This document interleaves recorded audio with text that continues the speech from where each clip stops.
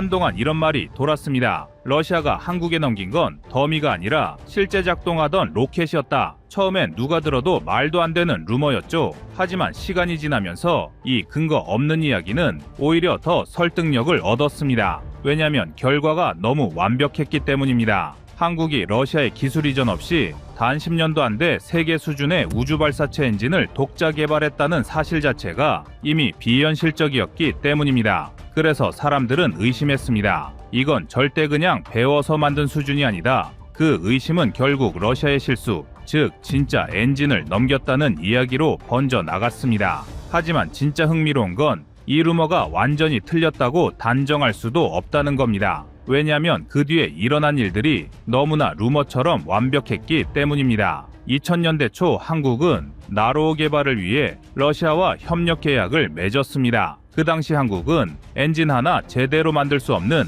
그야말로 발사체 후진국이었습니다. 러시아는 자국에 RD-151 엔진 일부를 제공하되 ICBM 관련 기술은 절대 이전하지 않겠다고 선을 그었습니다. 국제 미사일 기술 통제 체제 때문이었는데요. 그래서 러시아는 비활성 모형, 즉 실물처럼 생겼지만 내부는 작동하지 않는 더미 엔진을 주기로 되어 있었습니다. 그런데 2023년 나로호 3차 발사가 끝난 뒤 한국 연구진이 회수한 엔진 잔해를 분석하던 중 이상한 걸 발견했습니다. 연소실 벽면이 일반 합금이 아니라 고온내열 합금 인코넬 718계열, 그 안에는 실제 냉각 채널이 정교하게 가공돼 있었던 겁니다. 이건 단순히 외형을 본떠 만든 교육용 모형이 아니라 실제 연소가 일어났던 흔적이 남은 실물 엔진의 일부였습니다. 그 순간 항구연 내부에선 이건 우리가 생각하던 더미가 아닌데 라는 속삭임이 돌았습니다. 그게 바로 오늘까지 이어진 루머의 출발점입니다. 물론 공식적으로 러시아는 그런 일은 없다고 부인했습니다. 하지만 그들이 부인하는 동안 한국은 그 더미 엔진 덕분에 놀라운 기술적 도약을 이뤄냈습니다.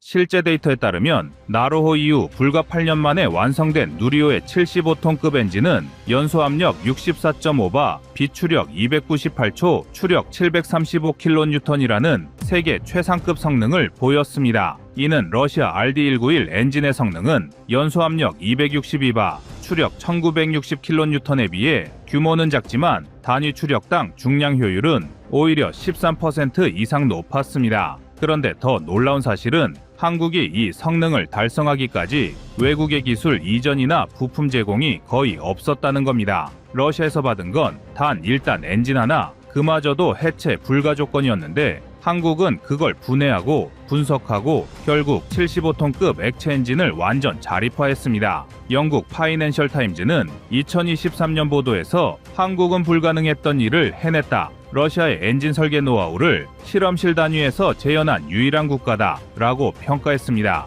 미국 스페이스닷컴 역시 한국은 데이터를 훔친 게 아니라 현장에서 땀으로 복제했다고 보도했습니다. 그만큼 이 성과는 루머가 아니어도 믿기 힘든 수준이었습니다. 결국 사람들은 이렇게 말하기 시작했습니다. 러시아가 진짜 엔진을 줬든 안 줬든 결과적으로 한국은 그걸 진짜로 만들어버렸다. 그 말은 틀리지 않았습니다. 누리호 3차 발사 성공 이후 한국은 세계 7번째로 완전한 독자 발사체 기술을 확보한 나라가 되었고 국산 부품 비율은 100%, 엔진 클러스터링도 사기병렬 구성으로 완전 성공했습니다. 이건 단순히 로켓을 쏜 게 아니라 한국이 우주 진입국으로 승격된 순간이었습니다. 러시아 입장에서는 이 모든 게 황당했을 겁니다. 자신들이 MTCR 규제를 핑계로 기술 접근을 막아왔던 나라가 그 규제의 벽을 연구와 실험으로 뚫어버린 겁니다. 더미를 줬다고 생각했는데 한국은 진짜를 만들어냈습니다. 결국 이 루머는 한국의 기술 도약을 부러워하는 누군가가 지어낸 말들이 부풀리고 과장되면서 생긴 루머였습니다. 하지만 한국은 사실 여부보다 더 큰 의미를 갖게 되었습니다. 왜냐면 한국은 주어진 걸 복제한 게 아니라 금지된 영역을 한국만의 기술로 뚫었다는 상징이 되었기 때문입니다. 그 결과 한화에어로스페이스와 카이 그리고 현대중공업은 엔진 부품, 탱크, 추진체 시스템에 대규모 투자를 시작했고 한국형 발사체 기술 산업의 시장 규모는 2025년 기준 2조 3천억 원으로 성장했습니다. 이제 한국은 더 이상 로켓을 빌려 쏘는 나라가 아닙니다. 이제 로켓을 독자 개발하고 독자적으로 쏘는 나라가 됐을 뿐 아니라 다른 나라에게 한국의 기술을 수출하는 나라가 되어가고 있습니다. 그래서 이 루머는 이상하게도 지금도 사람들 사이에서 쉽게 사라지지 않습니다. 그건 단순한 소문이 아니라 불가능을 가능으로 바꾼 나라에 대한 본능적인 시기, 질투와 마음 뒤편에 있었던 존경의 다른 이름이기 때문입니다. 그 후로 한국은 아무도 예상하지 못한 길을 걸었습니다. 러시아가 넘겨준 더미인지 진짜인지 모를 엔진을 그대로 연구의 시작점으로 삼았습니다. 누군가는 그걸 복제라고 비웃었지만 한국 연구진은 그 안에서 원리와 구조 그리고 미래를 읽어냈습니다.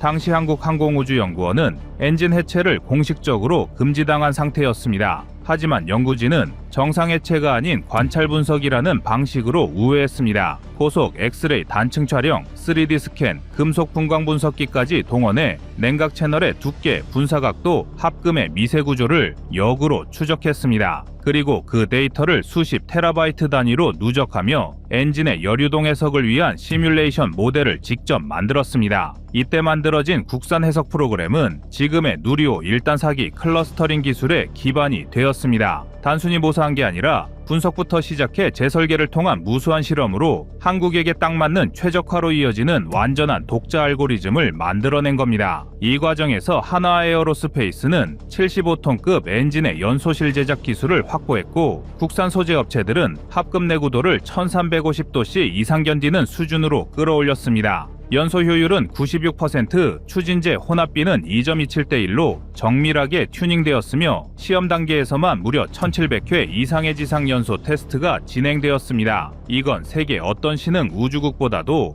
압도적인 숫자였습니다. 결국 2021년 누리호가 첫 궤도 진입에 성공했을 때 세계 언론은 놀랐습니다. BBC는 한국은 단 한 세대 만에 발사체 기술의 문법을 다시 썼다고 평했고 디펜스 뉴스는 한국의 발사체는 러시아의 설계가 아니라 한국의 집념이 만든 새로운 구조라고 분석했습니다. 누리호의 엔진은 클러스터링 상태에서도 추력 편차가 1% 미만으로 유지됩니다. 이건 스페이스X의 팰컨 9 엔진과 거의 동급의 안정성입니다. 국내 엔진 제어 시스템도 100% 국산화되어 비행 중 압력 변화나 온도 편차를 실시간으로 조절할 수 있게 됐습니다. 즉 러시아의 설계를 모방했다면 절대 도달할 수 없는 정밀도였습니다. 흥미로운 건 그때부터 러시아의 반응이 달라졌다는 겁니다. 2010년대 초반까지만 해도 한국은 엔진 하나 스스로 못 만든다고 비웃던 러시아 관료들이 2024년에는 누리호는 RD-151의 구조적 한계를 이미 넘어섰다고 인정했습니다. 자존심의 나라 러시아가 기술적으로 앞질렀다는 평가를 내린 건 그 자체로 상징적인 사건이었습니다. 한국은 이제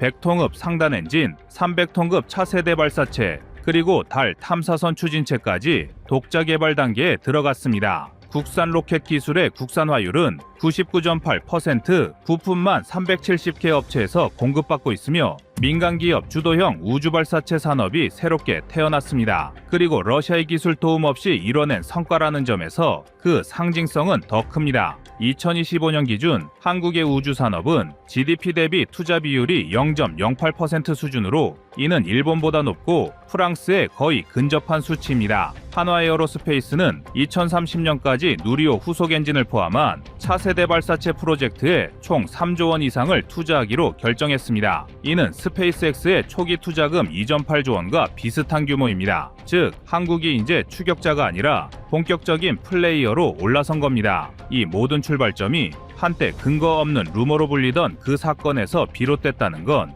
아이러니하면서도 짜릿한 현실입니다. 결국 러시아의 그림자에서 시작된 기술이 지금은 러시아를 추월해버린 겁니다.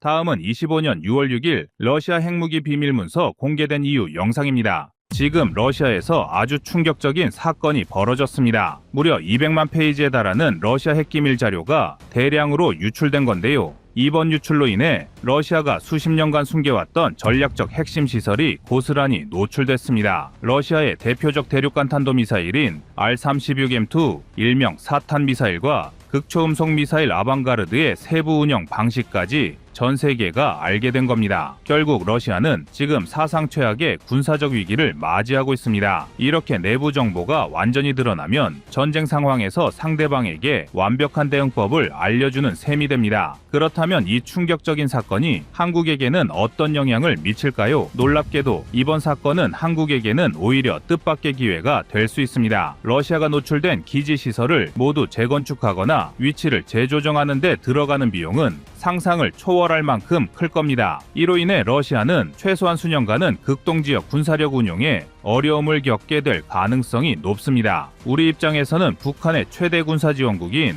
러시아의 군사적 부담이 증가하는 것이 안보적으로 유리한 환경이 되는 거죠.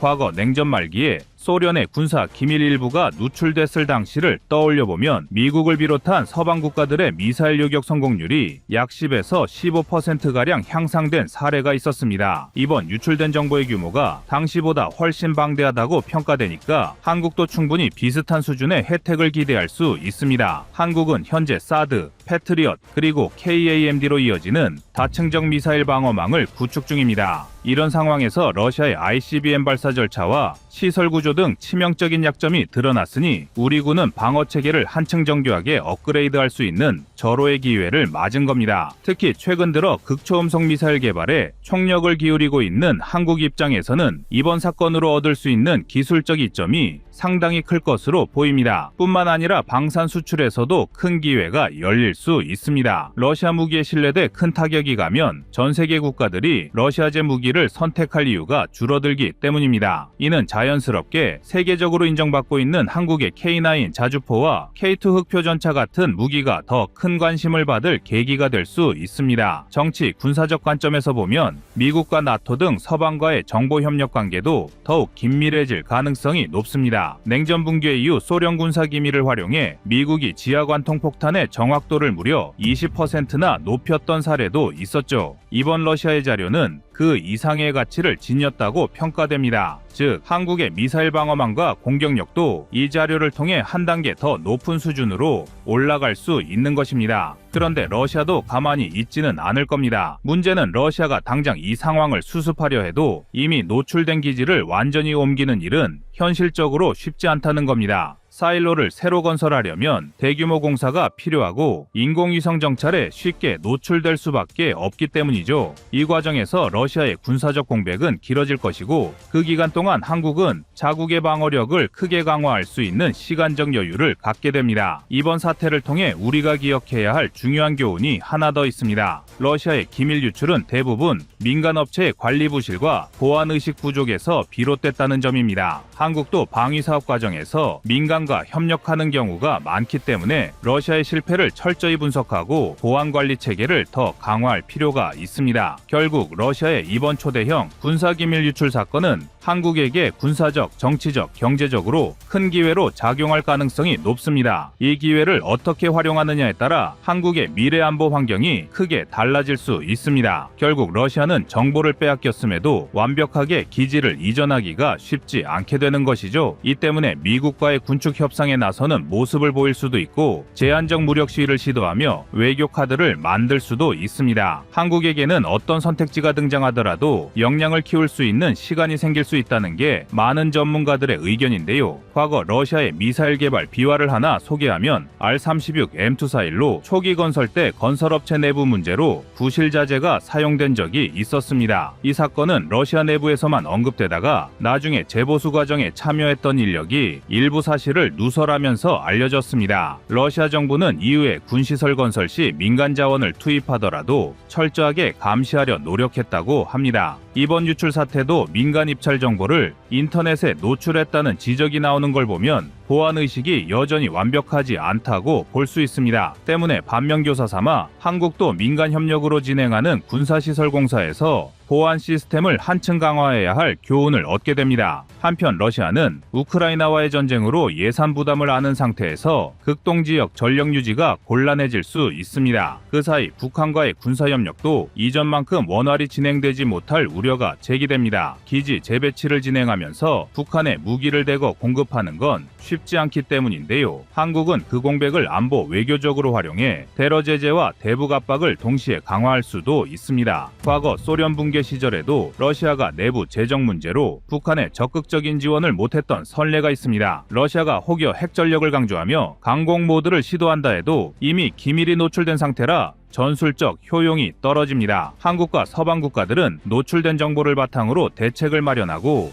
요격 옵션을 시뮬레이션 하는데 더 큰 강점을 지닐 것입니다. 이런 점에서 러시아가 극단적 선택을 하기보다 시간을 벌기 위한 외교적 카드를 꺼내들 가능성이 높다는 예상이 많습니다. 그럴 때 한국의 목표는 이런 동향을 기회 삼아 잠수함 발사탄도미사일, 극초음속 무기 등의 개발 속도를 높이는 것입니다. 군사기밀 활용으로 개발 기간을 단축하면 주변국 대비 전략자산 완성 시점을 앞당길 수 있을 겁니다. 이번 사태로 러시아 핵전력이 약해지는 사이 한국은 KAMD를 비롯해 다층 방어 체계를 더욱 공고히 할 수 있습니다. 기술 협력 과정에서 미국의 레이더 기술과 자료를 공유받으면 탐지 범위와 정밀도가 상승하게 됩니다. 미사일 요격률이 10에서 15%만 개선되더라도 실제 전력 평가에서 큰 차이를 만들어냅니다. 정량적으로 이 정도 향상이면 북한이나 주변국 미사일에 대응할 때 생존성이 획기적으로 올라간다는 의미입니다. 한미일 3국의 경계 시스템이 연동되면 그 상승 효과는 더욱 커집니다. 한편 러시아산 무기가 값싼 대안으로 통하던 제3세계 시장에서도 이번 사건이 영향을 미칠 수 있습니다. 지휘통제 시스템과 핵심 무기의 보안이 허술하다는 소문이 퍼지면 무기 구매 의향국은 신뢰도를 따져볼 것입니다. 그 결과로 선택할 곳은 많지 않습니다. 더 정확히 말하면 한국 무기가 유일할 것인데요. 이 때문에 한국의 브랜드 파워가 올라갈 수 있습니다. 가격 대비 성능은 물론이고 운영 매뉴얼과 보안 기술이 안정적이라는 점이 강점이 될 겁니다. 이는 가까운 시일 내에 여러 국가의 무기 입찰 사업에서 한국이 주목받게 해줄 수 있다는 의미이기도 합니다. 하지만 정치적인 부분으로 보면 한국이 러시아의 군사적 공백을 무조건 반기기만 할 수는 없습니다. 러시아가 북한을 더욱 끌어안으려는 움직임을 보이거나 중장기적으로 중국과 손잡을 수도 있기 때문입니다. 그럼에도 당장 러시아 극동 함대가 예전처럼 대규모 훈련을 수행하기는 어려운 상태가 될 가능성이 큽니다. 우리 입장에서는 지역 안보 환경에서 긴장 완화라는 이득을 얻으면서 기술 확보와 군사력 강화에 전념할 수 있습니다. 이는 비약적인 첨단 무기 전력 확보로 이어질 확률이 높습니다. 과거 소련 붕괴 후 미국과 서방이 노획 수집한 문서를 토대로 지하 관통 폭탄 성능을 20% 정도 향상시킨 사례가 있었습니다. 그리고 이와 유사하게 미사일 방어 체계도 꾸준히 개선했고 그와 연계된 동맹국들은 제한적이지만 혜택을 공유받았습니다. 지금 벌어진 러시아의 기밀 누출 범위가 당시보다 훨씬 넓다면 미사일 방어를 비롯한 각종 무기 기술 발전 속도도 앞당겨질 것 같습니다. 한국은 이러한 변화 속에서 SLBM, 극초음속 무기, 정찰 위성 등 여러 분야를 동시에 강화할 수 있습니다. 그런 행보가 선행되면 군사적 자립도와 함께 수출 경쟁력도 함께 올라갈 것으로 기대됩니다. 러시아 내부 상황을 보면 빠른 시일 내에 노출된 사일로를 통째로 폐쇄하고 새로운 장소로 옮기는 일은 현실적으로 쉽지 않아 보입니다. 대규모 건설 작업이 시작되면 무조건 위성에 포착되고 관련 예산도 방대합니다. 이런 구조적 어려움으로 인해 러시아 핵전력이 수년간 공백 상태를 맞이할 가능성이 높습니다.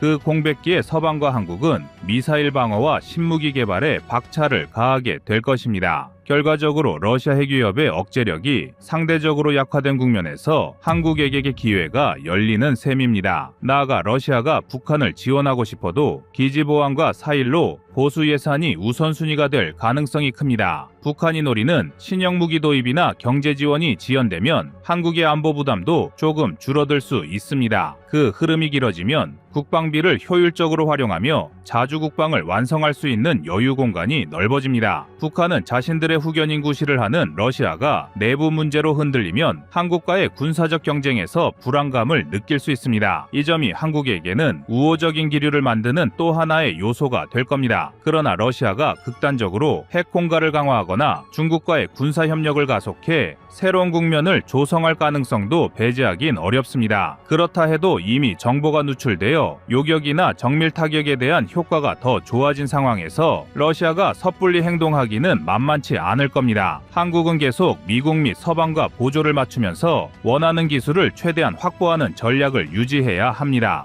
그 과정에서 K2 전차, K9 자주포처럼 이미 수출 성과를 거둔 품목에 더해 미래형 무기 시스템의 경쟁력을 높여야 합니다. 이런 방향이 국방력 증강과 방산 수출 시장 장악이라는 두 마리 토끼를 동시에 잡게 해줄 것으로 전망됩니다. 결국 러시아 핵기밀 유출 사태는 강대국의 보안 실패가 군사균형에 얼마나 큰 파장을 일으킬 수 있는지를 보여줍니다. 한국에게는 이런 러시아의 기밀 문서 공개로 우리의 전력 신장과 외교안보적 영향력 확대의 길이 열렸다고 볼 수 있습니다. 과거 사례를 바탕으로 한다면 미사일 요격률을 약 10% 이상 끌어올리고 탐지 범위나 반응 속도를 15에서 20%가량 개선할 여지가 생기게 된 것입니다. 이 수치는 실제 전투 상황에서 그 이상의 효과를 발휘할 가능성도 배제할 수 없습니다. 이 시기가 한국 방위 산업의 도약과 지역 안보 주도권 강화를 동시에 달성할 절호의 기회가 되리라 확신합니다.